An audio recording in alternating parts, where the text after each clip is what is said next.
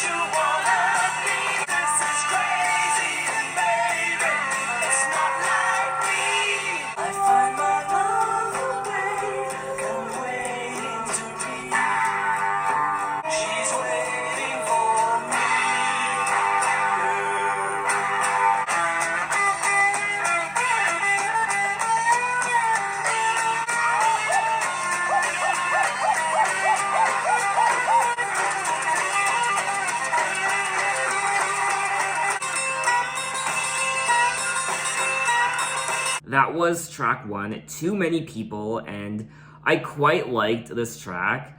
I love the overall production, I love the instrumental, the overall guitar work.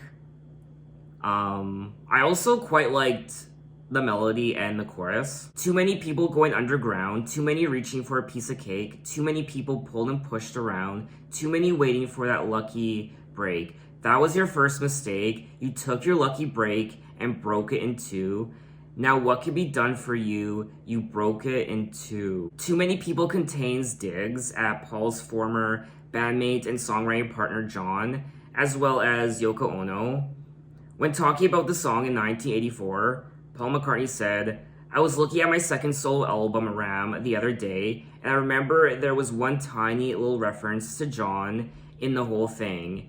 He'd been doing a lot of preaching, and it got up my nose a little bit. In one song, I wrote, 'Too many people preaching practices,' I think is the line. I mean, that was a little dig at John and Yoko. There wasn't anything else on it that was about them. Oh, there was, you took your lucky break and broke it in two." The line, "You took your lucky break and broke it in two," was originally, "Yoko took your lucky break and broke it in two," but Paul revised it before recording the song. The song also begins with the line, "Piece off cake," similar in sound to "piss off cake." When speaking with Mojo in 2001, Paul McCartney said, "Piss off cake, like a piece of cake becomes piss of cake, and it's nothing, it's so harmless really, just little digs." Following the release of this album, Ram, John Lennon pointed out several songs that he claimed were attacks on him, among them this song, Too Many People, by saying, "There were all the bits at the beginning of Ram, like too many people going underground. Well, that was us, Yoko Ono and me, and you took your lucky break. That was considering we had a lucky break to be with him." And then, like I said already at the beginning of this video, in response, John wrote How Do You Sleep for his album Imagine, which was an attack on Paul McCartney. Drama, drama, drama. Can't y'all just let bygones be bygones? So overall, I did really like this track. The overall guitar work and the chorus. I like the energy of the track, and I had a good time. I will definitely be listening to it again. But anyway, let's move on to track 2, Three Legs. Well, when I walk, when I walk my horse upon a hill. When I walk, a dog is here. A dog, he got 3 legs, but he can run. When I thought you was my friend, when I thought that I could call you my friend, put my heart around the bend. Fly flies out, fly flies out,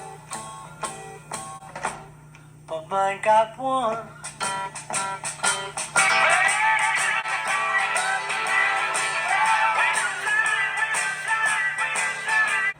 A dog is here, dog is here, dog is there, but he can't run. My dog, he got 3 legs, your dog, he got 1.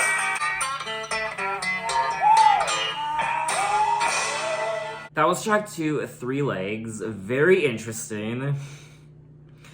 My dog, he got 3 legs. Your dog, he got none. I really don't know the meaning behind that. There has to be some sort of allegory. When talking about the song, Paul McCartney said, "There are so many artists that influence anything I do. 3 Legs would have been influenced by blues artists, and Smile Away would have been influenced by people like Jerry Lee Lewis. The vocals are always influenced by someone. That's just the way it is." It is tempting to see 3 Legs simply as an allegory for his transition from Beatle to solo artist and family man. Another song on the album that I very much enjoyed. The overall production, of course, was great. I loved the instrumental, and his vocals too were fantastic. There's something quite, I don't know, I like Paul McCartney's vocals. There's always something quite charming about his singing. At times, he can be quite aggressive and wild, but there are other times where he just kind of sounds like the boy next door. There's something quite sneaky and playful about Paul McCartney. He's kind of like a wolf in sheep's clothing. He has this very charming side to him, but he also has this side where he will subtly and metaphorically take digs at you in his lyrics. But anyway, let's move on to track 3, Ram On.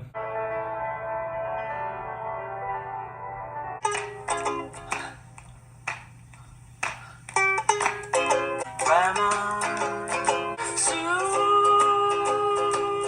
right away, right away. Give your heart to somebody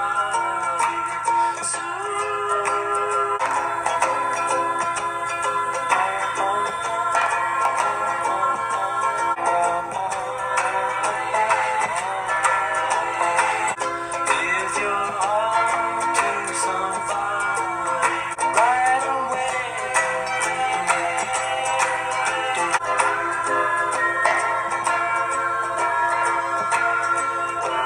That was track 3, Ram On. Another song I quite liked. The guitar strumming, but also the backing harmonies, the choir, which I imagine was done by Linda.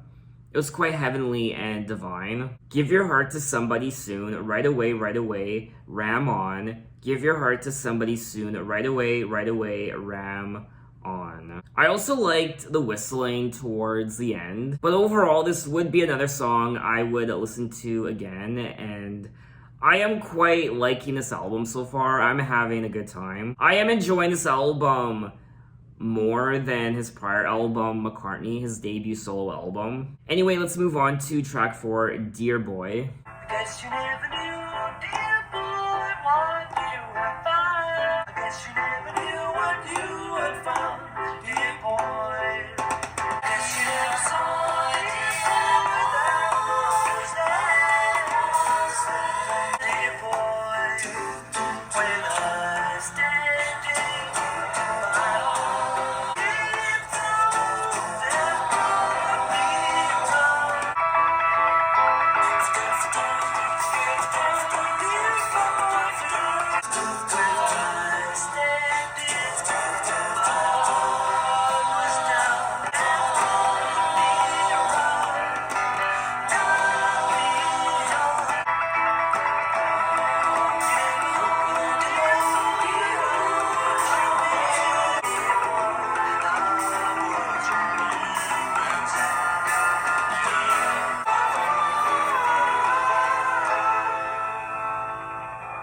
That was track 4, Dear Boy.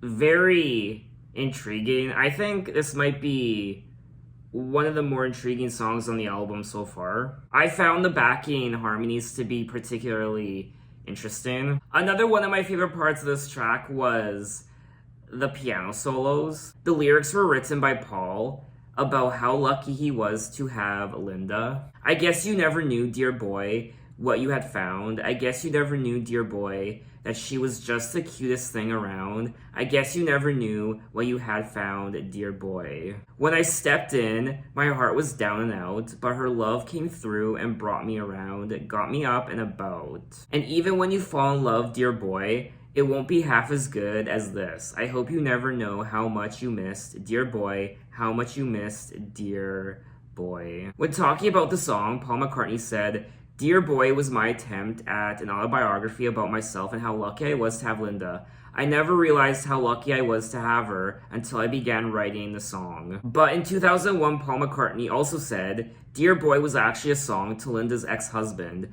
I guess you never knew what you had missed. I never told him that, which was lucky, because he's since committed suicide. And it was a comment about him. Because I did think, gosh, you know, she's so amazing. I suppose you didn't get it. And then, of course, John Lennon, however, thought the song was about him.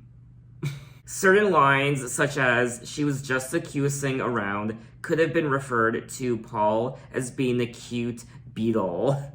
Dear God, this is so petty. Paul was the cute Beatle. He is pretty cute, though, I won't lie. All the Beatles are cute, though, in their own way. We are 4 tracks in, and I've enjoyed each and every one of these songs. It's very lovely to listen to. But anyway, let's move on to track 5, Uncle Albert, Admiral, Halsey. We're so sorry, Uncle Albert. We're so sorry, but there's no one left at home, and I believe I'm gonna rain.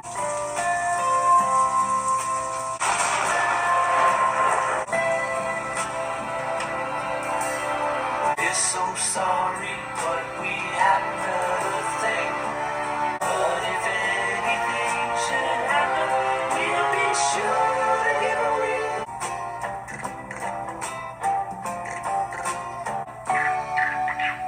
We're so sorry.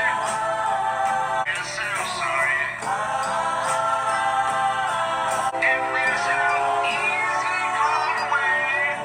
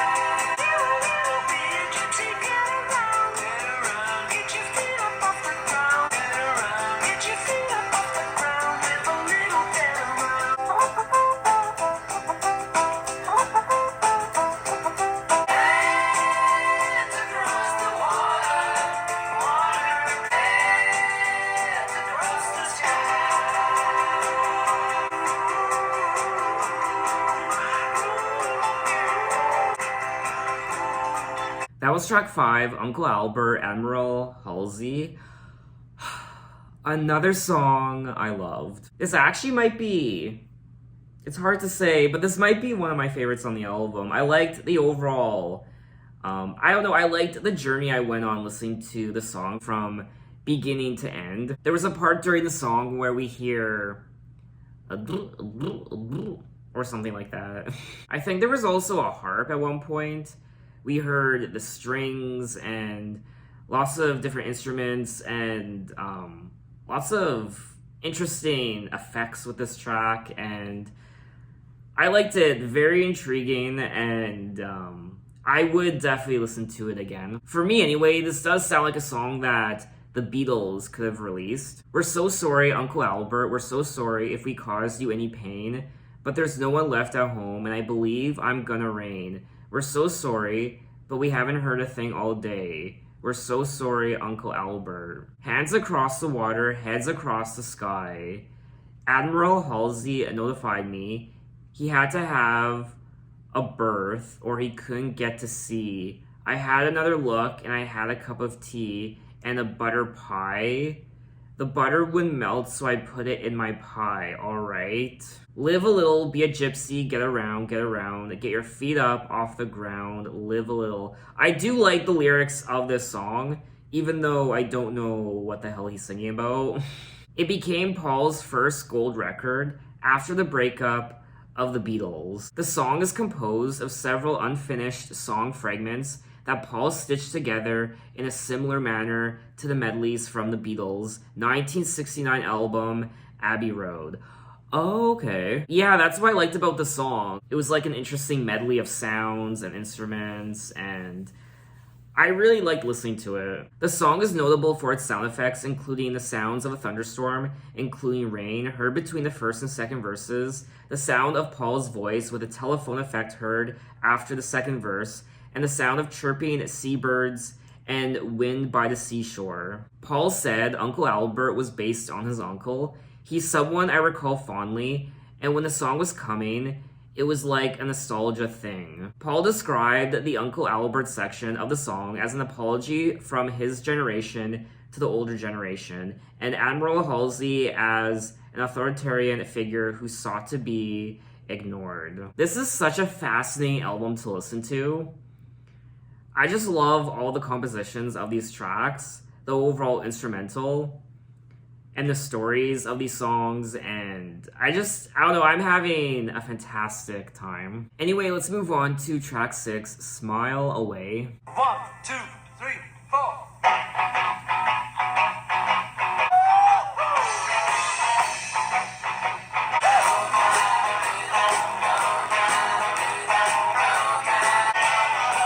I was walking down the street the other day. Look at me. Man, I can smell your feet a mile away. Smile away, smile away, yeah, smile away.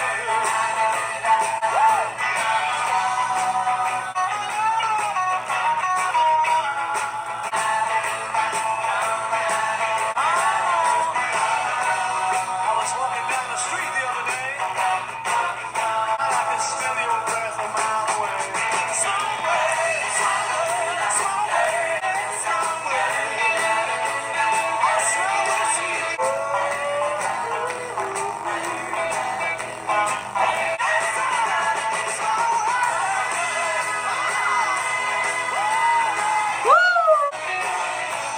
of me.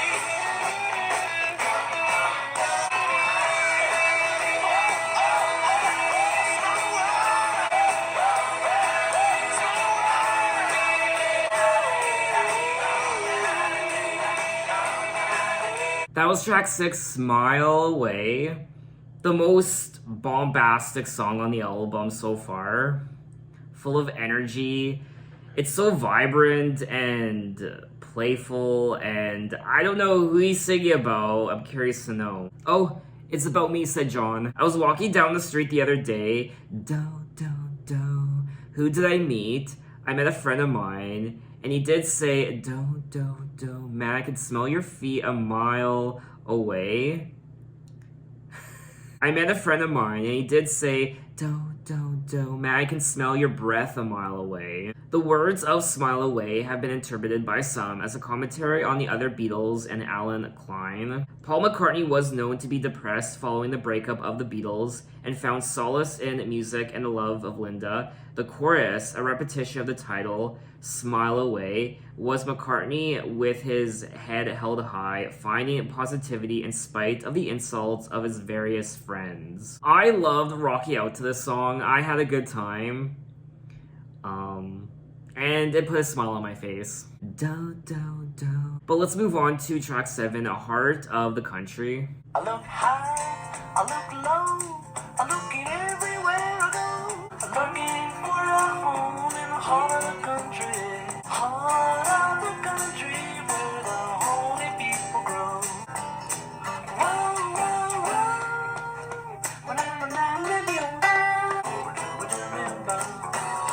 Want a horse, I want a sheep, I want to give me a good night's sleep. Living in a home in the heart of the country. Heart of the country, smell the grass in the meadow.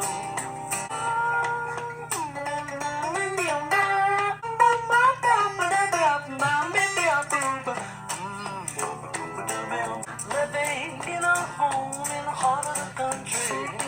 Heart of the country where the holy people go. Oh, that's the end. That was track 7, The Heart of the Country. This was a cute little song. I liked all the various riffs, and his vocals were quite adorable. And I like the lyrics. Heart of the country, where the holy people grow. Heart of the country, smell the grass in the meadow. Want a horse, I want a sheep. I want to get me a good night's sleep. Living in a home in the heart of the country. It's definitely one of the more relaxing songs on the album. It's quite calming, and I liked it. It's not one of my favorites on the album. I would maybe listen to it again. The song has a simple acoustic tune with a heavy bass chorus and an unusually mellow sound to the acoustic guitar that was achieved by turning all of the strings a full step lower than standard pitch. The song is about a man searching for a farm in the middle of nowhere. The song reflects Paul heading for the Scottish countryside to escape the headaches associated with the Beatles' breakup at the time. In a contemporary review for the album, John Landau of Rolling Stone gave Heart of the Country a negative review, calling it the album's lowest point and the song that most clearly indicates Ram's failures. I liked it. It's a nice change up from what we've heard so far.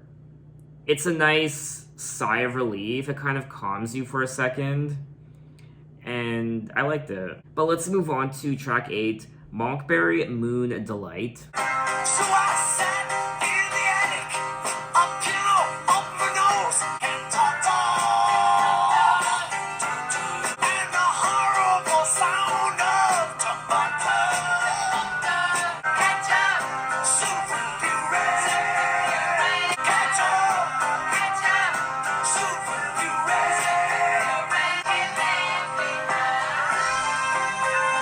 With a rattle of rats, my piano is bold and outspoken. And I hate that terrible sight. Sucking Monkberry moon delight. Monkberry moon delight. When I know my banana is older than the rest.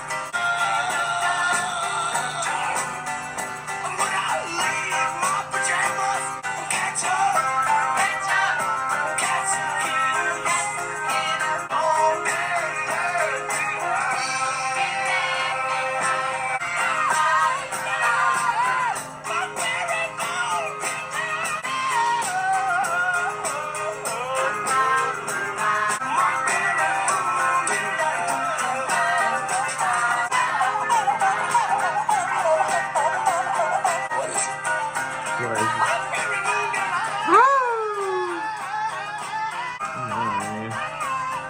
Call this guy a cab. That was track 8, Monkberry, Moon Delight. What the hell? I have no words. I'm speechless. Dear God. He sounded aggressively drunk. Definitely the weirdest song on the album so far, and I liked it. It's different. It's wild. It's bizarre. So I sat in the attic, a piano on my nose, and the wind played a dreadful cantata. Sore was I from a crack of an enemy's hose, and the horrible sound of tomato, ketchup, soup, and puree don't get left behind. When a rattle of rats had awoken, the sinews, the nerves, and the veins, my piano was boldly outspoken. So I stood with a knot in my stomach, and I gazed at that terrible sight of two youngsters concealed in a barrel, sucking Monkberry Moon Delight. And then he also goes on to say, well, I know my banana is older than the rest, and my hair is a tangled beretta, but I leave my pajamas to Billy Budapest. And what's interesting is he goes on to say ketchup, but earlier he was saying ketchup. I like the interesting wordplay on this album so far. There was something quite nonsensical about this track. Inspired by Paul McCartney's children's use of wordplay, Monkberry Moon Delight feature lyrics chosen more for their phonetic sound than their meaning. The title was derived from an alternative word for milk that the McCartney children used. When my kids were young, they used to call milk monk for whatever reason that kids do. I think it's magical the way that kids can develop better names for things than the real ones. So monk was always milk, and Monkberry Moon Delight was a fantasy drink, rather like Love Potion number 9, hence the line in the song sipping Monkberry Moon Delight. It was a fantasy milk shake. Oh, I would love to try it. Actually, would I want to? It's like a drunken wizard's concoction. This Monkberry Moon Delight. I don't know, I think there's a little extra something in this Monkberry Moon Delight, if you know what I mean. The one thing I didn't like about this song is it kind of dragged towards the end. I don't think this song really warranted being over 5 minutes. He just kind of keeps repeating the Monkberry Moon Delight for the last minute and a half. But anyway, let's move on to track 9, Eat at Home.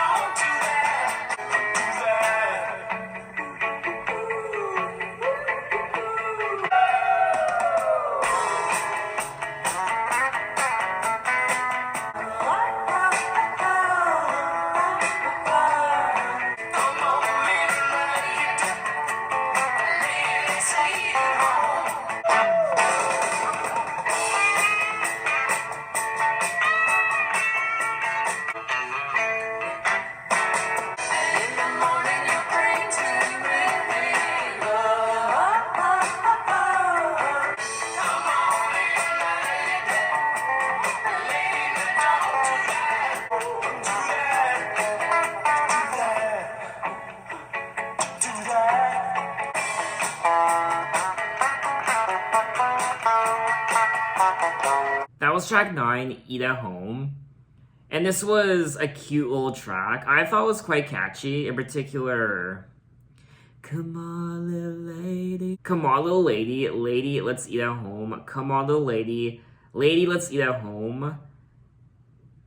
Bring the love that you feel for me into line with the love I see. And in the morning, you bring to me love. So lyrically, it is quite simple.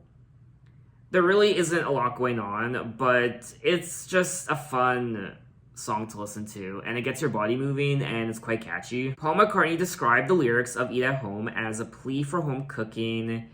It's obscene. It's about the virtues of domestic bliss and the love of a good woman. The theme is considered to be a celebration of Paul's domestic bliss with Linda in the wake of the Beatles' breakup. Although John Lennon was highly critical of many of the songs on Ram, feeling they were veiled attacks on him, He publicly admitted that he enjoyed this particular song quite a bit. But overall, I had such a great time listening to this track. I'm having a great time listening to this entire album. But anyway, let's move on to track 10, Long Haired Lady.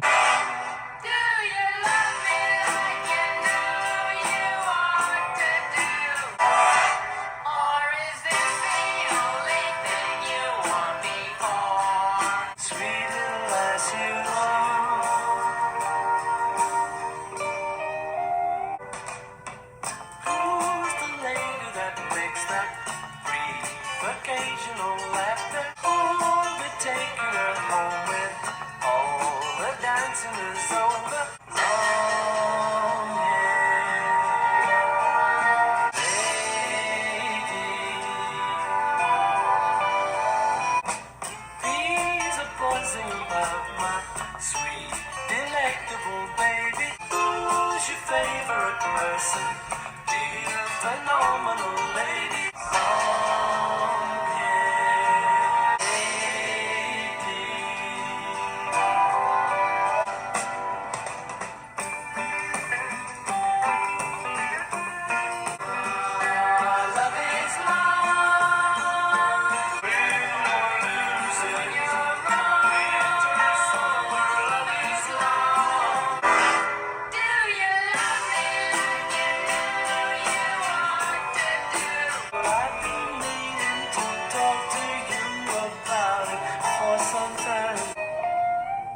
My long-haired lady, love is long, love is long, love is long, love is long. That was track 10, A Long-Haired Lady, and I really couldn't get into this song. I don't know if you could tell, you probably could.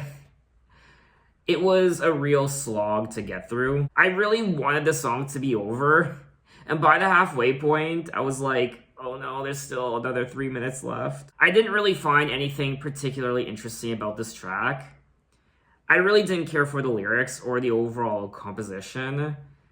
I don't find it very memorable. I'm the lucky man, she will hypnotize. Long-haired lady, bees are buzzing around my sweet, delectable baby. Birds are humming about their big surprise. Who's your favorite person, dear phenomenal lady? I belong to the girl with the flashing eyes, long-haired lady. I imagine John Lennon thinks this song is also about him.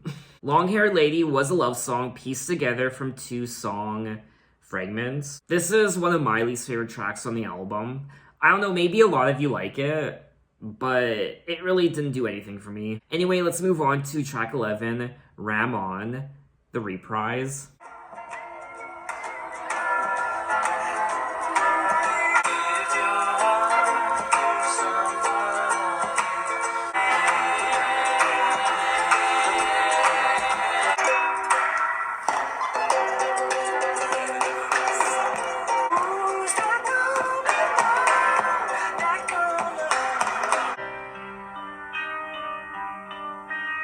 Speed along the highway, don't stay out too long.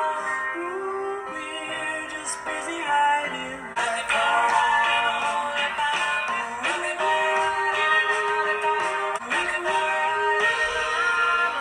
The lazy lights are pretty, and that is strong. Making love is wrong. Sitting in the backseat of my car.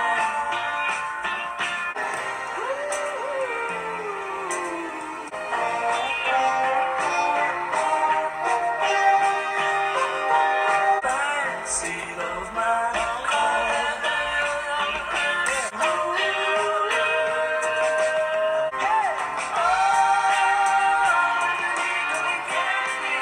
We can make it to Mexico City. Sitting in the backseat of my car.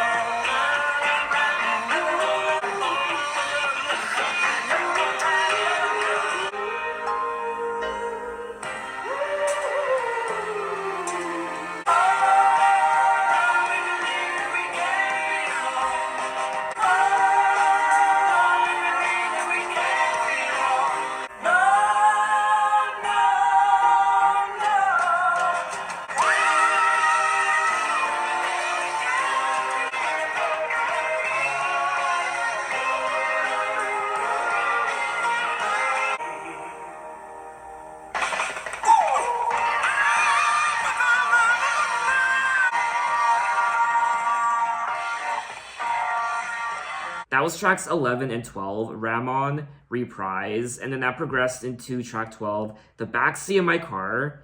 The Backseat of My Car was quite interesting, especially towards the end. My favorite part of this track, The Backseat of My Car, was the end. The beginning of the track is quite delicate and soft and classical, and then the end is the complete opposite. It's more guitar driven, it's more wild and eccentric. I really wasn't feeling this song, unfortunately, but what did it for me was the end. The song modulates stylistically between a sweeping piano and orchestra ballad, similar to Paul's The Long and Winding Road, and upbeat rock sections before ending in a ruckus and passionate finale. Backseat of My Car is the ultimate teenage song, and even though it was a long time since I was a teenager and had to go to a girl's dad and explain myself, it's the kind of meet the parents song. It's a good old driving song.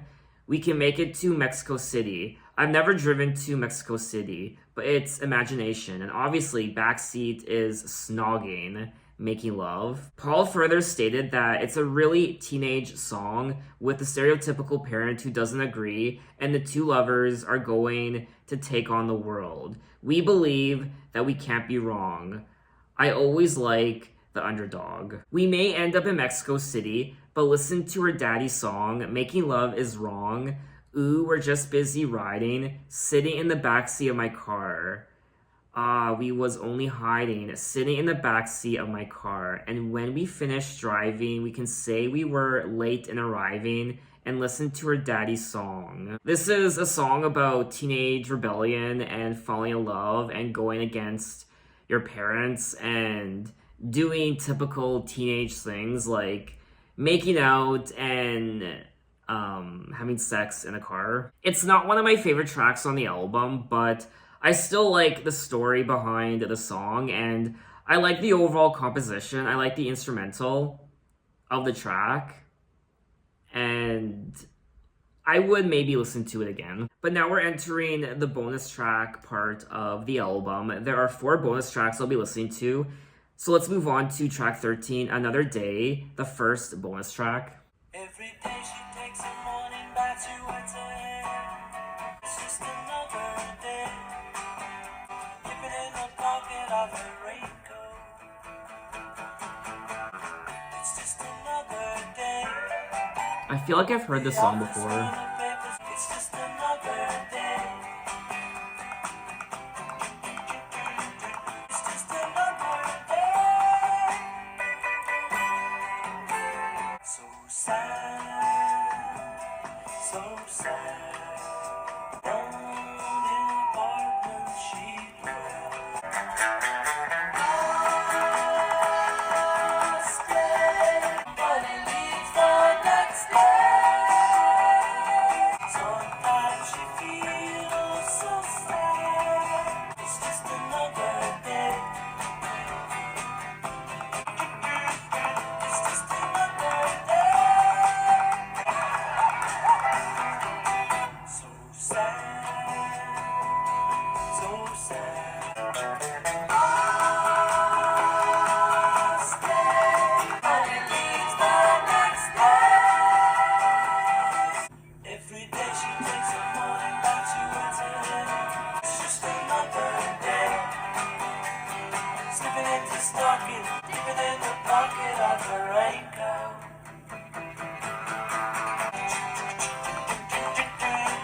It's just another day. It's just another day. That was track 13, Another Day, and yes, I think I have heard this song before. The chorus was quite familiar. It's just another day. Every day she takes a morning bath, she wets her hair, wraps a towel around her as she's heading for the bedroom chair. It's just another day. It's just another day at the office where the papers grow. She takes a break, drinks another coffee, and she finds it hard to stay awake. So sad. Sometimes she feels so sad, alone in her apartment. She dwelled till the man of her dreams comes to break the spell. So it's about this girl living this humdrum life, going to work and doing typical everyday things like taking a shower, or a morning bath, I should say. And she's alone in her apartment, wishing for her Prince Charming to come and rescue her, I guess. She seems like a girl who wants excitement in her life, but her life is just so routine and so boring. It's just another day in this girl's life. I did like this track. I think it's quite memorable.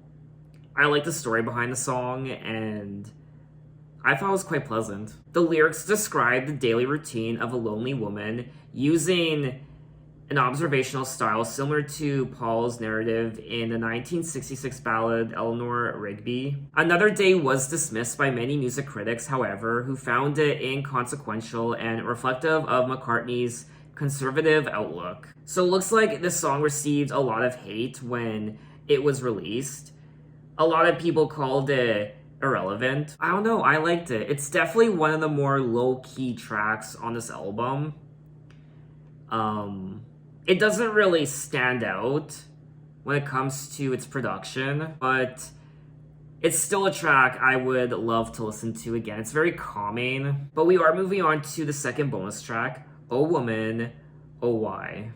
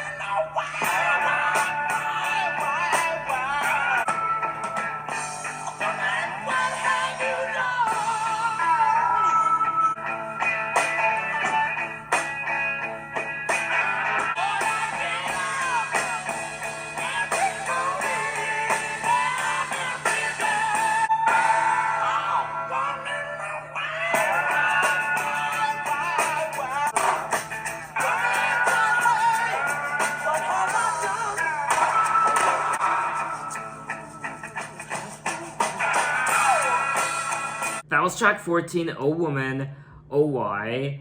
And I did like the song. I like his vocals. That was probably the highlight of the song for me, his singing. Woman, oh why? What have I done? A woman, oh where? Did you get that gun? What have I done? Oh.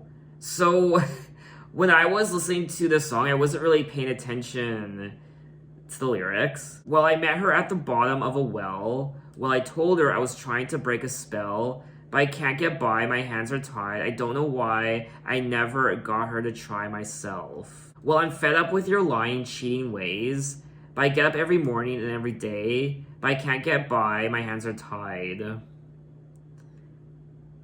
Where did you get that gun? There were gunshots at the end of the song. So it looks like this woman cheated on him. I'm fed up with your lying, cheating ways. And she got a gun. And what happened? People have criticized the lyrics for questioning rather than celebrating womanhood. And also the song was praised for its aggressive vocal performance. I thought the lyrics were okay. I don't think the lyrics are the highlight. The highlight for me was Paul's singing and the overall guitar and drum work. But anyway, let's move on to track 15, Little Woman, Love. I got a little woman I can really love. You know I'll always love my little woman love. Oh, my woman love, hold me tight. Oh yeah, oh yeah, oh, oh, oh, oh. I got a little woman I can really love. My little woman love.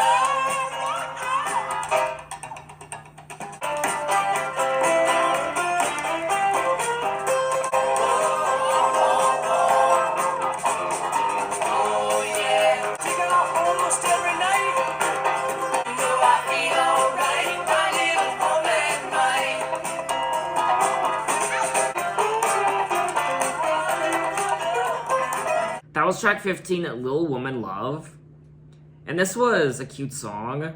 I really don't have a lot to say about it. I got a little woman I can really love. My woman fit me like a little glove. You know, I'll always love my little woman love. I take her home most every night. How my woman love to hold me tight. You know, I feel alright, my little woman mine. The song was written by Linda McCartney. It was a nice little track. Would I listen to it again?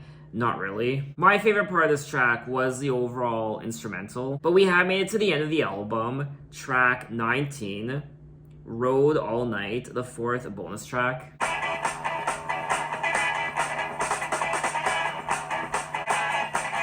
I don't feel so bad anymore.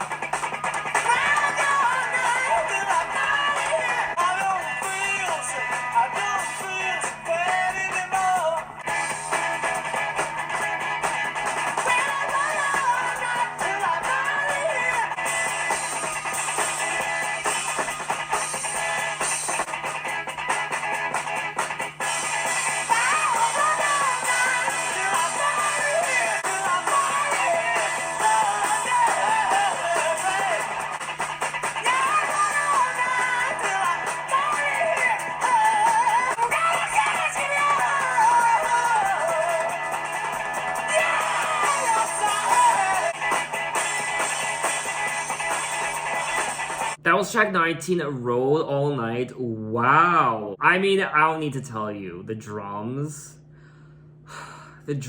on this track literally took my breath away. I don't know if I'm overreacting, I might be, but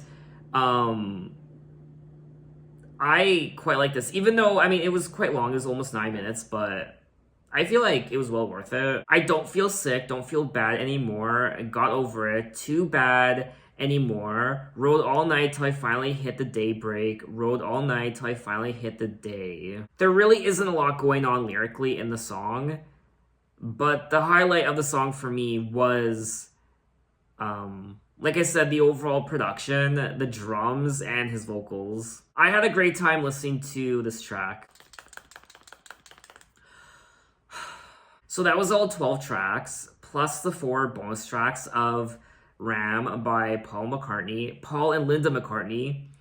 And this was great. I had so much fun listening to this album. I generally liked all the songs. I would generally listen to all these songs again. There are some rare exceptions. There are a couple tracks I was a little iffy towards that weren't really my cup of tea. But overall, I loved the overall production of so many of these songs. So many what the F moments vocally. His vocals can be quite aggressive at times, but then he can flip the switch and his vocals can be very charming and soothing and cute. He's quite sentimental at times, but he also unleashes his inner rock star at times. I found quite a few of these songs to be very memorable, not just when it comes to the chorus and the melody, but the instrumentation, his vocals, the sound effects, the quirks he did here and there, his personality. I loved all the guitar work and the drums. We also hear the orchestra at times, the strings, and other instruments I can't think of right now, the horns. Some of these tracks were also quite autobiographical.